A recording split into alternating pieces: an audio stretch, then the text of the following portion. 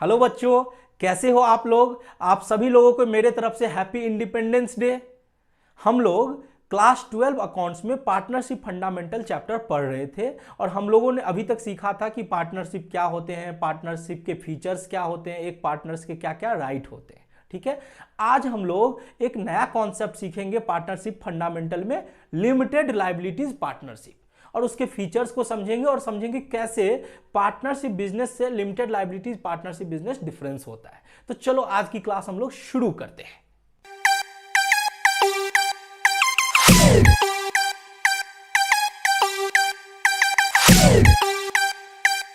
अब हम लोग बात करते हैं लिमिटेड लायबिलिटीज पार्टनरशिप की। देखो, हमने पार्टनरशिप में क्या पढ़ा कि हर पार्टनर्स का लायबिलिटीज क्या होता है, अनलिमिटेड होता है।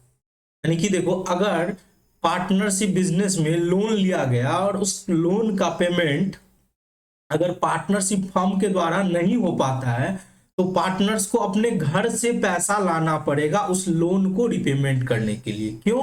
क्योंकि पार्टनर्स का लिमिटेड लायबिलिटीज क्या होता है, अनलिमिटेड होता है। ठीक है, तो उसे जो कुछ भी लायबिलिटीज या रिस्पॉन्सिबिलिटी होता है वो पार्टनर को अपने घर से भी चुकाना पड़ेगा, जो पार्टनरशिप फर्म की जिम्मेदारी होगी। ठीक है, बट ये लिमिटेड लायबिलिटीज पार्टनरशिप इस तरह के फॉर्म में क्या होता है कि अगर आपकी लायबिलिटी, आप नाम से ही देख लो, ऐसी पार्टनरशिप जहां पे कि पार्टनर्स की लायबिलिटीज लिमिटेड हो। ठीक है, अनलिमिटेड नहीं हो, क्योंकि पार्टनरशिप बिजनेस से लोग डरते हैं। क्यों डरते हैं? कि अगर पार्टनरशिप बिजनेस अच्छा नहीं हुआ, अच्छा रन नहीं किया, तो उसमें क्या होगी कि पार्टनर्स को अपना घर से जमीन जायदाद बेच के पार्टनरशिप के लोन का रिपेमेंट करना पड़ेगा। ठीक है, तो इसीलिए ये कॉन्सेप्ट आया लिमिटेड लायबिलिटीज पार्टनरशिप, यानी ऐसी पार्टनरशिप जहां पे पार्टनर्स की लायबिलिटीज क्या हो, लिमिटेड हो। ठीक है, तो इसके लिए एक एक्ट आया 2008 में। उस एक्ट का नाम है limited liability partnership act, limited liability partnership act 2008।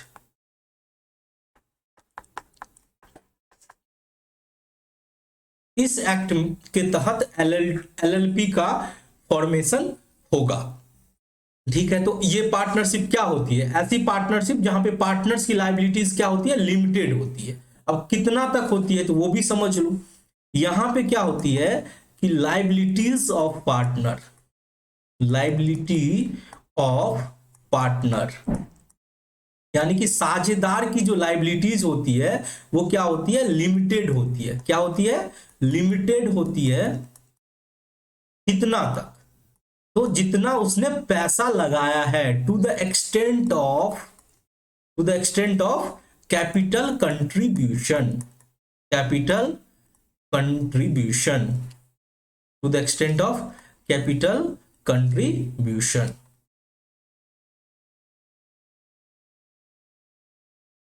ठीक है, अब जैसे देखो कि हम लोग चार पार्टनर हैं। ठीक है, चार पार्टनर है, ए बी सी और डी, ए बी सी और डी, ये चार पार्टनर है। ठीक है, अब चार पार्टनर ने पूंजी लगा के रखा है। इसने 1 लाख लगाया, ठीक है, इसने 2 लाख लगाया, इसने 2 लाख लगाया, इसने 4 लाख लगाया। टोटल जो कैपिटल है फर्म का, ठीक है, एलएलपी मान के, ये एलएलपी बिजनेस है, तो ये एलएलपी का जो टोटल कैपिटल है कितना हुआ, 1 लाख, 2 लाख, यानी 3 लाख, 3 2 5 लाख, 4 9 लाख, तो 9 लाख हुआ।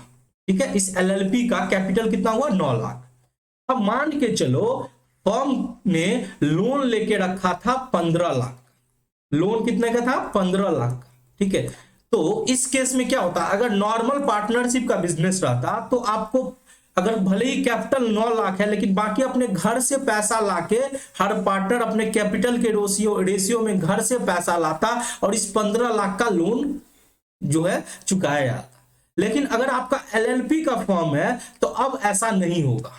अब यही इसी 9 लाख से इस 15 लाख का पेमेंट होगा, यानी कि 15 लाख में से 9 लाख का क्या होगा, रीपेमेंट हो जाएगा लोन का। बाकी का अब अब बोलोगे सर क्या बैंक माफ कर देगी? बैंक को माफ करना पड़ेगा, क्योंकि ये एक्ट है और एक्ट बोल रहा है कि पार्टनर को अपने घर से पैसा लाने की जरूरत नहीं है। जितना उसने पार्टनरशिप बिजनेस में यानी जितना एलएलपी बिजनेस में जितना पैसा लगाए उतना तक का ही लोन का पेमेंट हो। तुमको आपको लोन देने से पहले सोचना चाहिए कि ये एलएलपी है तो उसको हम उतना ही लोन दे जितना कि उसका कैपिटल कंट्रीब्यूशन है, वो उससे ज्यादा घर से ला ही नहीं सकता है। इसीलिए आपने लोन देते समय आप अपनी जिम्मेदारी पूरी नहीं की। इसीलिए आप देखते होंगे बहुत सारा ऐसा होता है बैंक की लोन दे देता है बट लोन का डिफॉल्ट हो जाता है तो फिर लोन का रिपेमेंट नहीं हो पाता है। क्यों? क्योंकि पार्टनर्स की लायबिलिटीज यहाँ पे एलएलपी के केस में या आप कंपनी पर होगे तो अगर कंपनी फॉर्म होती है तो उसकी लायबिलिटीज क्या होती है? लिमिटेड होती है। जितना उसने पैसा लगाया उतना तक के ही लिए वो जिम्मेदार है। तो बैंक को भी इस तरह का समझदारी अपनानी चाहिए कि अगर कोई लोन लेने के लिए किसी कंपनी के रूप में या एलएलपी के रूप में अगर लोन आता है लेने के लिए तो देखना चाहिए कि कितना कैपिटल कंट्रीब्यूशन है। जितना कैपिटल कंट्रीब्यूशन है उससे ज्यादा का लोन नहीं देना चाहिए। नहीं तो क्या होगा कि अगर लोन का पेमेंट करने में डिफॉल्ट होगा तो वो लोन का अमाउंट क्या हो जाएगा? डूब जाएगा, क्योंकि पार्टनर्स अपने घर से तो पैसा लाने वाला नहीं है एलएलपी के केस में, और आगे चल के कंपनी पढ़ेंगे तो वहां पे भी वही केस है। ठीक है, तो एलएलपी आपके सिलेबस में नहीं है, बस आपको समझना है कि अगर हो सकता है कि 2 से 3 मार्क का क्वेश्चन आ जाए कि एलएलपी क्या होता है तो आप इसको बोल सकते हैं कि एलएलपी का फॉर्मेशन जो होता है लिमिटेड लायबिलिटीज पार्टनरशिप एक्ट 2008 के तहत हुआ। इसमें क्या होती है? पार्टनर्स की लायबिलिटीज जो होती है वो लिमिटेड होती है to the extent of capital contribution. तो आई होप आपको समझ में आ गया होगा। तो ये डिफरेंस तो आपको बेसिकली समझ में आ गया कि पार्टनरशिप बिजनेस जो होता है नॉर्मल वो पार्टनरशिप एक्ट के तहत रजिस्टर्ड होता है, और ये एलएलपी जो होता है वो लिमिटेड लायबिलिटीज पार्टनरशिप एक्ट 2008 के तहत रजिस्टर्ड होता है। अब पार्टनरशिप में रजिस्ट्रेशन मैंडेटरी नहीं है तो आप पार्टनरशिप एक्ट में रजिस्ट्रेशन कराओ या ना कराओ, but limited liabilities partnership form बनाने के लिए आपको लिमिटेड लायबिलिटीज पार्टनरशिप एक्ट में आपको रजिस्ट्रेशन करानी पड़ेगी। ठीक है, चलो अब हम लोग बात करते हैं एलएलपी के फीचर्स की, यानी एक लिमिटेड लायबिलिटीज पार्टनरशिप। देखो लिमिटेड लायबिलिटी पार्टनरशिप को हम लोग एलएलपी बोलेंगे। तो एक एलएलपी के फीचर्स क्या क्या होते हैं? देखो आपको एलएलपी में आपको वैसे सारे पार्टनरशिप पढ़ने वाले हो तो बीच में ये एलएलपी नया कॉन्सेप्ट आया है तो जस्ट उसका डिफिनीशन हमको समझना है कि एलएलपी क्या होता है, इसके फीचर्स क्या होते हैं और ये पार्टनरशिप और एलएलपी में क्या डिफरेंस होता है। यानी 3 टाइप के क्वेश्चन आ सकते हैं। तो ये थ्योरी कॉन्सेप्ट है, मैं जितना चाहता हूं आपको समझा देता हूं, आप उसको नोट कर लो, अच्छे से समझ लो। ठीक है, चलो हम लोग बात करते हैं कि एक एलएलपी की क्या क्या फीचर्स होती है। ठीक है, जिस तरह से हमने पढ़ा था कि पार्टनरशिप में क्या क्या फीचर्स होते हैं, जैसे 2 पर्सन होना चाहिए एटलीस्ट, मैक्सिमम 50 पर्सन हो सकते हैं, एग्रीमेंट होना चाहिए, वो सब जो पढ़ा था पार्टनरशिप, उसी तरह से एलएलपी के भी कुछ फीचर्स होते हैं, उसको समझते हैं। तो सबसे पहला फीचर है name of LLP. Name of LLP. अब देखो एक एलएलपी का जो नाम होता है वो क्या होना चाहिए? आरओसी यानी रजिस्ट्रार ऑफ कंपनी के थ्रू अप्रूव्ड होना चाहिए। यानी एक अगर आपको एलएलपी फॉर्म करना है, मान के चलो आप 4 दोस्त मिलकर चाहते हैं कि एक एलएलपी को फॉर्म करे, तो उसके लिए क्या होगा? पहले आप सोचोगे कि हम इसका नाम ये रख देते, ठीक है, बट अगर वो नाम अवेलेबल ही नहीं है, कोई ऑलरेडी ले लिया है उस नाम को यूज कर रहा है, तो आप उस नाम से नहीं कर सकते। इसीलिए सबसे पहले अगर आपके मन में ये विचार आया कि हमको एक एलएलपी फॉर्म करना है, तो सबसे पहले आप क्या करो? आप नेम जो है रजिस्टर्ड करा लो। कहां पे? रजिस्ट्रार ऑफ कंपनी में, और वहां से आपको अप्रूवल मिल जाता है, तभी आप उस नाम को यूज कर सकते हो। ठीक है, तो मैंने क्या बोला कि आपका जो एलएलपी का जो नाम होगा वो अप्रूव्ड होगा। क्या होगा? वो अप्रूव्ड होगा। किसके द्वारा अप्रूव्ड होगा भाई? वो होगा आरओसी के द्वारा अप्रूव्ड। सर ये आरओसी क्या होता है? देखो ये इसका फुल फॉर्म है registrar of company. Registrar of company. अब सर ये क्या होता है? तो देखो बाबू, ये गवर्नमेंट की एक बॉडी है। ठीक है, रजिस्ट्रार ऑफ कंपनी क्या है? गवर्नमेंट की एक बॉडी है जो गवर्नमेंट ने फॉर्म की है। अब वहां पे कंपनी और एलएलपी, ठीक है, से रिलेटेड जितने भी फॉर्म्स वगैरह होते हैं वहां पे फिल किया जाता है। वो सारे कंपनी को और एलएलपी को रेगुलेट करती है। ठीक है, तो अगर आपको एक एलएलपी को रजिस्ट्रेशन यानी एलएलपी का नाम चाहिए तो आपको सबसे पहले रजिस्ट्रार ऑफ कंपनी के थ्रू क्या करना पड़ेगा? उस नाम का अप्रूवल लेना पड़ेगा। एक बार नाम अप्रूव हो गया उसके बाद आप क्या करोगे? आप एक एग्रीमेंट बनाओगे पार्टनर्स के बीच में। ठीक है, पार्टनरशिप में भी एग्रीमेंट बनता था, यहां भी एग्रीमेंट बनेगा पार्टनर्स के बीच में, यहां भी एग्रीमेंट होना जरूरी है। एग्रीमेंट किसके बीच में होना जरूरी है? पार्टनर्स के बीच में, एग्रीमेंट बिटवीन पार्टनर्स। ठीक है, तो सर ये भी बता दो कि एग्रीमेंट में क्या सब रहेगा। तो देखो जैसा मैंने आपको पार्टनरशिप में बताया वही सब रहने वाला है, यानी यहाँ पे भी सारे ड्यूटीज एंड रिस्पॉन्सिबिलिटी जो एक पार्टनर्स के होते हैं वो सारी बातें इसमें लिखी होगी एग्रीमेंट में, कि कैसे बिजनेस को रन किया जाए। तो duty and responsibility, duty and responsibility of partners. ठीक है, उसके बाद प्रॉफिट शेयरिंग रेशियो की लाभ हानि को कैसे बांटेंगे वो लोग आपस में, पार्टनर्स आपस में प्रॉफिट को कैसे बांटेंगे। ठीक है, वो चीज। अगर किसी बच्चे को ऐसा हो कि इंग्लिश में दिक्कत हो रही तो वो मुझे कमेंट्स करके बता सकते हैं कि क्या दिक्कत होगा, तो उस हिसाब से मैं चेंज करूंगा। मैं उम्मीद करता हूं कि मैं जो पढ़ा रहा हूं वो आप लोगों को समझ में आ रही होगी। ठीक है, चलो। और आप लोगों ने किसी ने कमेंट्स करके नहीं बताया कि सर डॉट सेशन वगैरह लो, तो मैं मान के चलता हूं कि आप लोग के पास डॉट नहीं है। अगर आप लोग के पास कुछ डॉट हो तो आप जरूर बताना, तो हम लोग वीकली बेसिस पे एक लाइव क्लास ले लेंगे। ठीक है, और उसमें हम आपको सारे डॉट्स क्लियर कर देंगे। ठीक है, तो आप लोग कमेंट्स करके बताना अगर कुछ डॉट होता है, तो उसके लिए हम लोग लाइव क्लास ले लेंगे डॉट क्लियरिंग सेशन के लिए। ठीक है, चलो। तो मैंने क्या बोला कि पार्टनर्स का नाम क्या होना, नेम, एलएलपी का नेम क्या होना चाहिए, आरओसी के थ्रू अप्रूव होना चाहिए, एक एग्रीमेंट होना चाहिए पार्टनर्स के बीच में। ठीक है, और वो एग्रीमेंट क्या होना चाहिए, आरओसी में फाइल होना चाहिए। एग्रीमेंट क्या होना चाहिए, फाइल होना चाहिए विथ आरओसी। आपने एग्रीमेंट तो बना लिया, अब एग्रीमेंट को आपको फाइलिंग करना पड़ेगा। आरओसी में जाके, आरओसी रजिस्ट्रार ऑफ कंपनी की वेबसाइट में जाके आप अपने एग्रीमेंट को अपलोड करोगे, फाइल करोगे। ठीक है, वो जरूरी है, क्योंकि आप एग्रीमेंट बनाओगे, एग्रीमेंट आपका सही है या नहीं है वो आरओसी को पता होना चाहिए। इसीलिए आपका एग्रीमेंट क्या होना चाहिए, फाइल होना चाहिए विथ रजिस्ट्रार ऑफ कंपनी। अब जहां पे मैं रजिस्ट्रार ऑफ कंपनी लिखूंगा वहां पे मैं आरओसी लिख दूंगा। आप समझ जाना कि एग्रीमेंट क्या करना है, फाइल करना है आरओसी के साथ। ठीक है, चलो।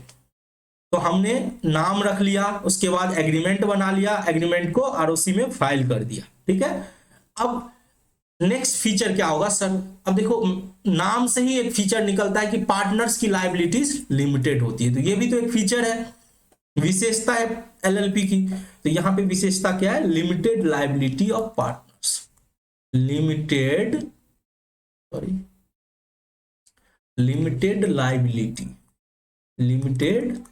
लायबिलिटी ऑफ पार्टनर्स की लायबिलिटीज क्या होगी, लिमिटेड होगी। ठीक है, यही सबसे मेन फीचर जो अगर बोलोगे तो यही सबसे मेन फीचर है कि अल्टीमेटली जो ये एलएलपी फॉर्म होता है उसका मेन ऑब्जेक्टिव क्या होता है, अपने को जो होता है ना अनलिमिटेड लायबिलिटीज से अपने आप को सुरक्षित करना। क्योंकि अगर ऐसा होगा कि आपका बिजनेस नहीं चला तो आपका घर बार सब कुछ बिक जाएगा। ठीक है, इसीलिए मैं भी हमेशा सजेस्ट करता हूं कि अगर आपको पार्टनरशिप बिजनेस करना है तो आप एलएलपी के फॉर्म में जाओ। क्यों? क्योंकि एलएलपी के फॉर्म में क्या होता है कि इन केस आप अगर जो जैसा सोचे आप वो ऐसा सक्सेस नहीं कर पाए तो क्या होगी, आपकी लायबिलिटीज लिमिटेड होगी। ठीक है, तो limited liabilities of partner to the extent of their capital, to the extent of their capital. ठीक है, चलो।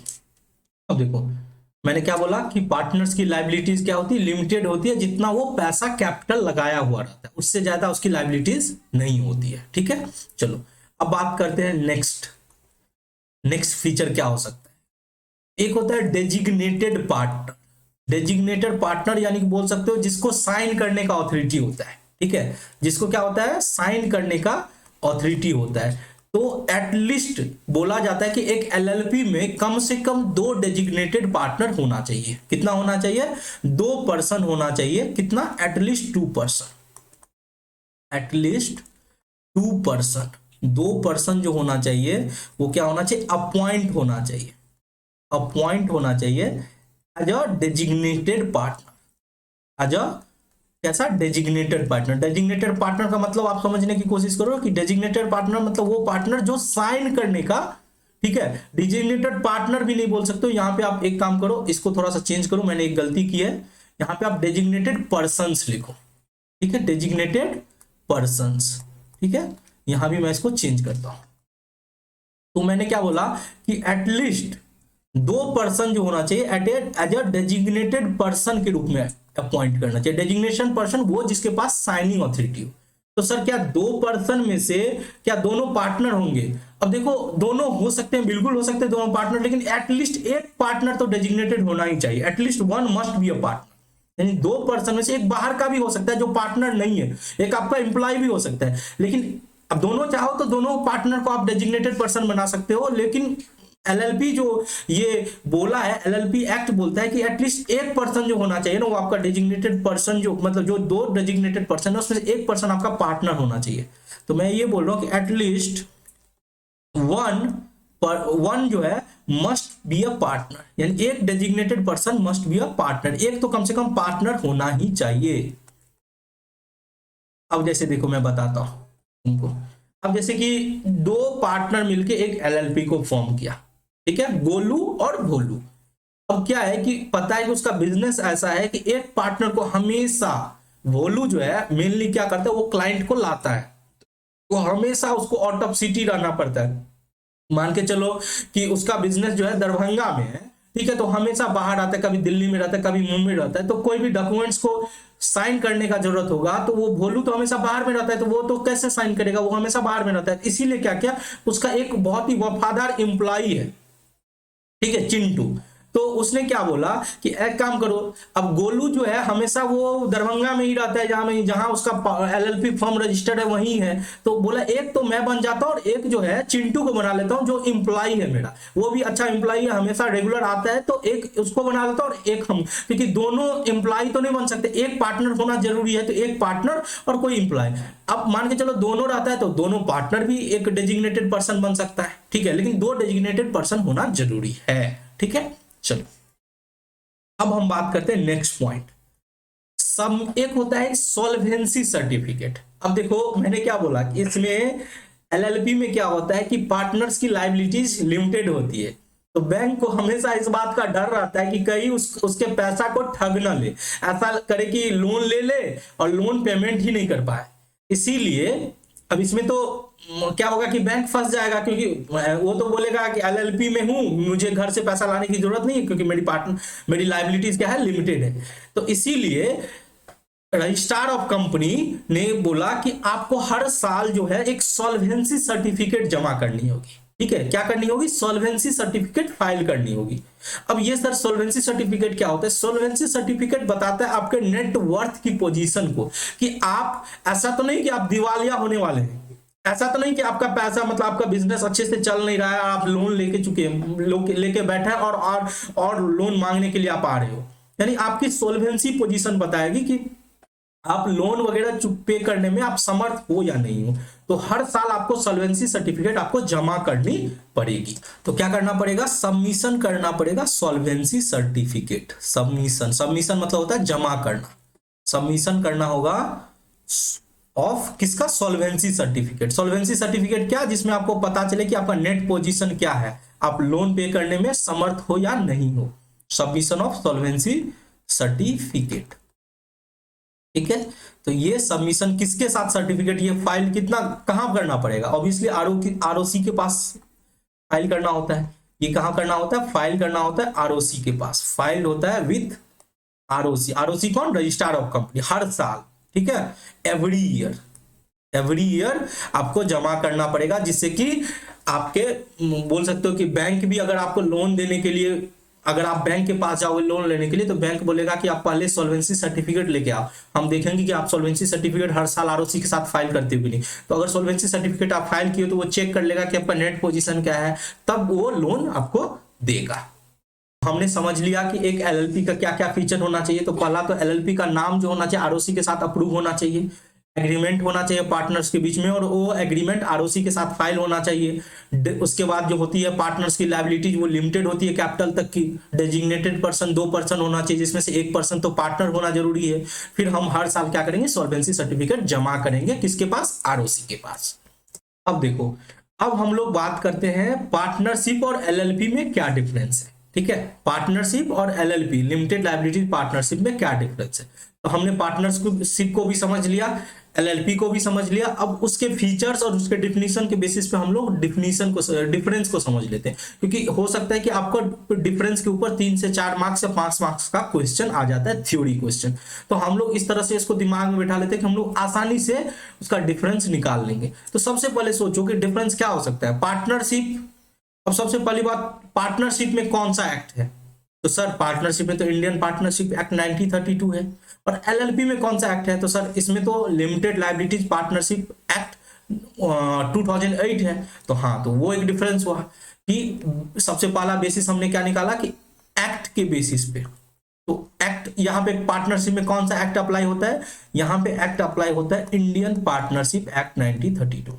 यहाँ पे अप्लाई होता है इंडियन पार्टनरशिप एक्ट 1932। ठीक है, चलो। सर एलएलपी में तो एलएलपी एक्ट होता है अप्लाई, बिल्कुल, limited liability partnership act, limited liability partnership act 2008। ठीक है, चलो। अब अगला बताओ सर, पार्टनरशिप की जो शुरुआत होती है, यानी उसकी जो एग्जिस्टेंस होती है, वो एग्रीमेंट के थ्रू होती है। उसकी जो एग्जिस्टेंस होती है वो किसके थ्रू होती है? एग्रीमेंट के थ्रू। ठीक है, बाय एग्रीमेंट। एलएलपी का, तो सर एलएलपी में क्या होता है? एलएलपी में तो मुझे रजिस्ट्रेशन कराना जरूरी है एलएलपी एक्ट के थ्रू। तो एलएलपी जो होती है वो लॉ के द्वारा क्रिएट होती है। क्रिएटेड किसके द्वारा होती है? क्रिएटेड होती है बाय लॉ। कौन सी law? Limited liabilities partnership act 2008। And इसके थ्रू एलएलपी की फॉर्मेशन होती है। ठीक है, चलो नेक्स्ट बताओ। तो सर पार्टनरशिप में इंडियन पार्टनरशिप एक्ट का रजिस्ट्रेशन कराना जरूरी नहीं होता है, यानी रजिस्ट्रेशन जो होता है कंपलसरी नहीं होता है, ऑप्शनल होता है। आप रजिस्ट्रेशन करा भी सकते हो, नहीं भी करा सकते हो। ठीक है, रजिस्ट्रेशन करा भी सकते हो, यानी ये ऑप्शनल होता है कि आप पार्टनरशिप का रजिस्ट्रेशन इंडियन पार्टनरशिप एक्ट 1932 में कराओ। बट सर एलएलपी में ऐसा नहीं होता है, ये मैंडेटरी होता है कि आपको रजिस्ट्रार ऑफ कंपनी के साथ आपको फाइल करना। जैसे नेम हमको अप्रूवल चाहिए तो कहाँ गए? एलएलपी के पास गए। वैसे पार्टनरशिप में ऐसा नहीं होता है। ठीक है, तो सर हमको मैंडेटरी क्या करना पड़ेगा? रजिस्टर करना होगा, mandatory registration with ROC, mandatory registration. ठीक है, विथ आरओसी, यानी हमें सर आरओसी के साथ तो रजिस्ट्रेशन कराना ही पड़ेगा। ठीक है, चलो उसके बाद और नेक्स्ट बताओ। तो सर हमने सीखा था कि पार्टनरशिप क्या होता है कि सेपरेट लीगल एंटिटी नहीं होता है। पार्टनरशिप सेपरेट लीगल एंटिटी नहीं होता है। ठीक है, पार्टनरशिप में जो होता है, पार्टनरशिप फर्म और पार्टनर को दोनों को एक ही माना जाता है। इसीलिए अगर पार्टनरशिप फर्म लोन नहीं पे कर पाता है तो उसे पार्टनर को पे करना पड़ता है, यानी सेपरेट लीगल एंटिटी नहीं है। पार्टनरशिप में कोई एसेट होल्ड नहीं कर सकता है, पार्टनर्स ऑनर होता है एसेट का। लेकिन सर एलएलपी में ऐसा नहीं होता, एलएलपी फर्म जो है खुद एसेट को होल्ड कर सकता है। ठीक है, वेरी गुड। तो क्या मैंने बोला? Separate legal entity, separate legal entity. तो सर पार्टनरशिप बिजनेस तो सेपरेट लीगल एंटिटी नहीं है, तो आप बोल सकते हो कि partnership is not a separate legal entity, यानी नॉट अ नो होगा, partnership is not a separate legal entity, not a separate legal entity. ठीक है, बट एलएलपी के केस में yes, partners LLP is a separate legal entity. LLP क्या है? एक separate legal entity है। ठीक है, चलो अब हम बात करते हैं कि प्रॉपर्टी का भी साथ में सर बात कर लो कि प्रॉपर्टी होल्ड कर सकता है। ठीक है, तो आप ये बोल सकते हो कि partnership firm can not hold property, अपने नाम पे प्रॉपर्टी होल्ड नहीं कर सकता है। Partnership firm can not hold, यानी कोई भी संपत्ति अपने नाम पे नहीं खरीद सकता है, कैन नॉट होल्ड प्रॉपर्टी। ठीक है, क्यों? क्योंकि उसका सेपरेट लीगल एंटिटी नहीं है, सेपरेट लीगल एग्जिस्टेंस नहीं है। तो कौन इसमें ऑनर रहता है? पार्टनर्स रहता है ऑनर, पार्टनर्स रहता है owner of the property, partners are the owner of property. मालिक कौन रहता है प्रॉपर्टी का? पार्टनर्स रहता है। ठीक है, एलएलपी की बात करें तो सर एलएलपी में तो होल्ड कर सकता है, LLP can hold the property, LLP can hold the property, LLP hold कर सकता है प्रॉपर्टी को, ठीक है, वेरी गुड, ठीक है, और एलएलपी ही क्या होता है, एसेट का ऑनर होता है, ठीक है। चलो तो सर नेक्स्ट क्या हो सकता है, तो देखो नेक्स्ट अगर बात करें नंबर ऑफ पार्टनर की, नेक्स्ट किसकी बात करते हैं, number of partners, number of partners, ठीक है। अब सर नंबर ऑफ पार्टनर कितना हो सकता है, तो यहां तो हमने पढ़ा था कि मिनिमम 2 होगा और मैक्सिमम कितना होगा, 50 होगा, मैक्सिमम 50 होगा, ठीक है। एलएलपी में बताओ, तो सर एलएलपी में मिनिमम 2 होगा और मैक्सिमम कहीं पे ऐसा कुछ लिखा हुआ नहीं, तो मैक्सिमम जो है अनलिमिटेड होगा, जितना पार्टनर चाहो उतना आप रख सकते हो, मिनिमम 2 और मैक्सिमम कितना, अनलिमिटेड पार्टनर। तो ये बहुत ही इंपॉर्टेंट आपका डिफरेंस है, ठीक है, कि एक पार्टनरशिप में मिनिमम 2 पार्टनर होना जरूरी है, मैक्सिमम 50 हो सकता है, लेकिन एलएलपी में मिनिमम 2 और मैक्सिमम की कोई सीमा नहीं है, ठीक है। एक और है उसको आप देख लो कि एक और क्या हो सकता है कि सर आप ये भी बता दो कि आपने सब पहला जो फीचर दिया था कि लाइबिलिटीज, तो लाइबिलिटीज का partners, liabilities of partner, liability of partners, तो अगर ये बोला जाए तो पार्टनर्स की लाइबिलिटीज पार्टनरशिप में क्या होती है, अनलिमिटेड, अनलिमिटेड होती है, ठीक है, और एलएलपी में क्या होती है, लिमिटेड होती है, ठीक है, लिमिटेड होती है कितना तक, to the extent of capital, जितना उसने पैसा लगाया है, कैपिटल लगाया उतना तक की ही लिए लिमिटेड होती है, to the extent of capital. चलो तो हमने समझा पार्टनरशिप और एलएलपी में क्या डिफरेंस है, पार्टनरशिप का जो एक्ट है वो इंडियन पार्टनरशिप एक्ट 1932 है, और एलएलपी का जो एक्ट है लिमिटेड लायबिलिटीज पार्टनरशिप एक्ट 2008 है। पार्टनरशिप की जो शुरुआत होती है वो एग्रीमेंट के थ्रू होती है, बट एलएलपी में क्या होता है, रजिस्ट्रेशन जरूरी है, इसीलिए बोला गया है ये क्रिएटेड बाय लॉ है, ठीक है। पार्टनरशिप में रजिस्ट्रेशन जरूरी नहीं है कि आप पार्टनरशिप एक्ट में कराओ, बट एलएलपी में मैंडेटरी रजिस्ट्रेशन होता है कि आप रजिस्ट्रार ऑफ कंपनी के साथ आपको रजिस्ट्रेशन कराना पड़ेगा। पार्टनरशिप का कोई सेपरेट लीगल एग्जिस्टेंस नहीं है, बट एलएलपी का सेपरेट लीगल एग्जिस्टेंस है। प्रॉपर्टी, पार्टनरशिप बिजनेस में प्रॉपर्टी होल्ड नहीं किया जा सकता है, पार्टनरशिप फर्म अपने नाम पे होल्ड नहीं कर सकती है, बट पार्टनर्स अपने नाम पे होल्ड कर सकता है। बट एलएलपी के केस में क्या है, एलएलपी अपने नाम पे प्रॉपर्टी होल्ड कर सकती है। नंबर ऑफ पार्टनर, पार्टनरशिप में 2, मैक्सिमम 50, एलएलपी में मिनिमम 2 और मैक्सिमम का कोई सीमा नहीं, ठीक है। अब बात करते हैं पार्टनर्स की लायबिलिटीज की, तो पार्टनर्स की लायबिलिटीज पार्टनरशिप बिजनेस में अनलिमिटेड होती है, बट एलएलपी के बिजनेस में लिमिटेड होती है to the extent of capital. तो आई होप हमने आपको डिफिनीशन भी समझा दिया, फीचर्स क्या होते हैं एलएलपी के वो भी समझा दिया, और पार्टनरशिप और एलएलपी के बीच में क्या डिफरेंस हुआ वो भी समझा दिया। तो आई होप आपको पूरा अच्छे से समझ में आ गई होगी। अगर कोई भी कुछ भी ऐसा पॉइंट जो आपको नहीं समझ में आता है जरूर आप कमेंट्स करके बताना, तो मैं उसको आपको समझा दूंगा, ठीक है। चलो तो आज का क्लास हम लोग यहीं पे समाप्त करते हैं। नेक्स्ट क्लास में हम लोग सारे पार्टनरशिप डीड को समझेंगे, पार्टनरशिप डीड में क्या सब होता है, और अगर पार्टनरशिप डीड नहीं हो तो फिर क्या सब रूल्स एप्लीकेबल होता है। तो कल जाके हम लोग का सारा नेक्स्ट क्लास में जाके सारा थ्योरी का क्लास हम लोग का कॉन्सेप्ट क्लियर हो जाएगा, फिर उसके बाद से हम लोग प्रैक्टिकल क्वेश्चन शुरू करने वाले हैं पार्टनरशिप फंडामेंटल के। तो चलो कैसा चल रहा है क्लास जरूर बताना, अच्छा लगता है तो बताना, अगर कुछ लगे कि कुछ कमी है तो वो भी आप कमेंट्स करके बता सकते हो, हम उसको कोशिश करेंगे कि उसको सुधारें, उसको ठीक करें, ठीक है। तो फिर मिलते हैं नेक्स्ट क्लास में, तब तक के लिए जय हिंद।